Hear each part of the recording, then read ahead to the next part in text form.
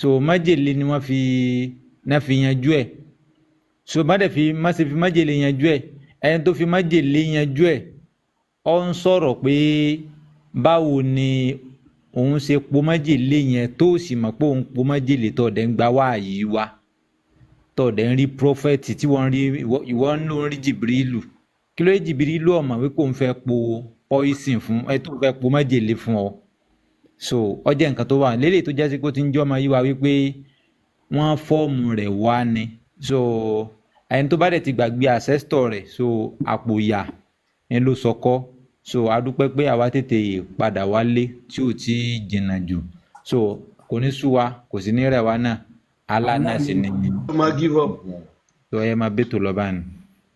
ẹ ṣe gan ọba àṣọlá edmar awa pẹ̀lú ewé a máa jẹ́ àṣà máa jẹ́ o. bí ọba àṣọlá ṣe sọ yẹn tá a bá ti ka bí ta fẹ́ ka ìtàn a máa kà torí a lè lẹ́lòmí tí ó mọ̀ pé májèlé ló pa Muhammadu mo máa gbé bẹ̀ jáde a lè kà ẹ ṣe.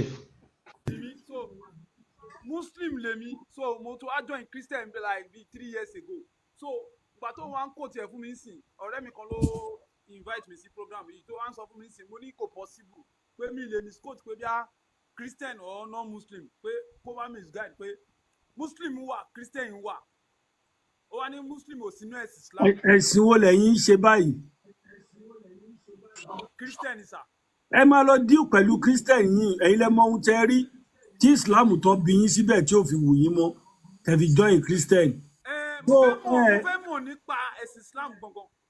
kí lẹ fẹ́ mọ̀ nípa ẹ̀sìn tẹ́ ti kúrò ń bẹ̀ bí 3 years tí tó bá pè yín.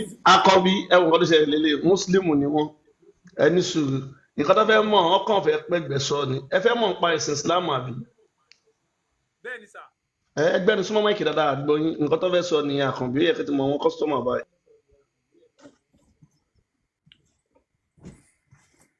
torí àwọn tó ń wò wá ní kó máa wò pé bóyá pé kìrìsìtẹ́nì ni ó fẹ́ ba Islam jẹ́ so ìkan tó rí náà fi kúrò nínú Islam ó ti yá wọn náà láti rẹ̀ náà pé Islam kì í ṣẹ̀sìn tó dá pé ẹ̀sìn ni ẹ̀ ní kúrò ń bẹ̀ ká lọ join kìrìsìtẹ́nì so nǹkan tẹ́mi fẹ́ fi yé wọn nìyẹn. kí ni pé mo ṣì ń jẹ́ orúkọ yẹn náà ni.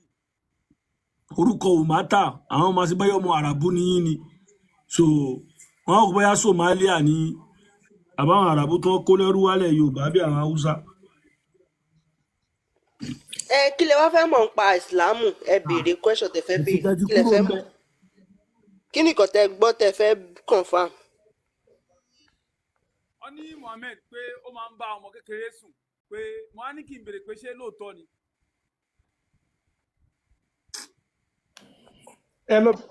gbọ́ tèmi lẹ́nu.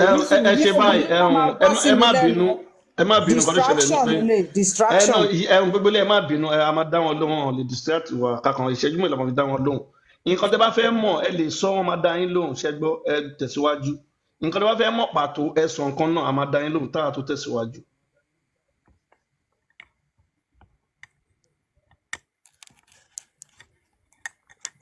bí ọba ṣọlá ẹ lè dá wọn lóhùn wọn ní ṣé lóòótọ́ ni ẹ lè dá wọn lóhùn táà tó gbọ́ wọn kọ́lá fẹ́ kà síta ẹ jọ. Mr. Sunshine. Mr. Sunshine. Okay. Ká má waste time. Ẹni tí sọ pé Christian lòun, ó dẹ̀ ti mọ̀ pé Islam ò dáa. So bẹ́ẹ̀ ṣe rí somebody sọ pé Islam ò dáa ẹ̀ bẹ́ẹ̀ náà ló ṣe rí. Bọ́ẹ̀ sọ pé Muhammadu ó bọ́mọ kékeré sùn bẹ́ẹ̀ náà ló ṣe rí. So kò sí irọ́ ńbẹ̀.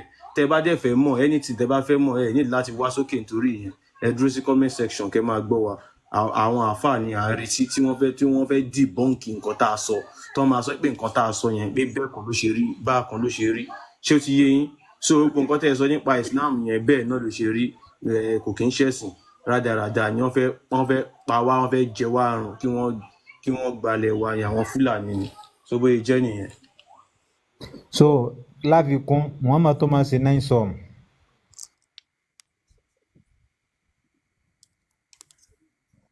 ṣe ti gbọ́ báyẹn Muhammad máa ń bá gbogbo àwọn ìyàwó rẹ̀ sùn lálẹ́ ẹjọ́ kan kílẹ̀ tó mọ́.